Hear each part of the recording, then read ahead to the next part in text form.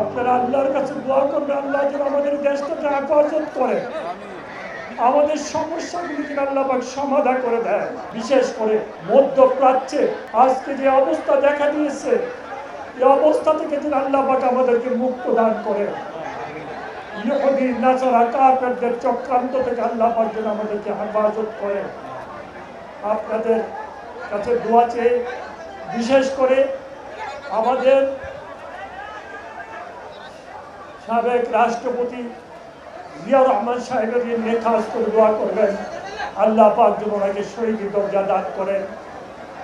আমাদের সাবেক প্রধানমন্ত্রী খালেদা জিয়ার জন্য দোয়া করবেন, আল্লাহ পাক যেন ওনাকে জান্নাতুল ফেরদাউস নসিব করেন, ওনার গুনাহ খাতা মাফ করে দেন। তামাম দুনিয়ার মুসলমান ভাই বোন যারা দুনিয়া থেকে বিদায় নিয়েছেন তাদের জন্য দোয়া করবেন, আল্লাহ পাক যেন সবাইকে মাফ করে দেন, জান্নাত নসিব করেন।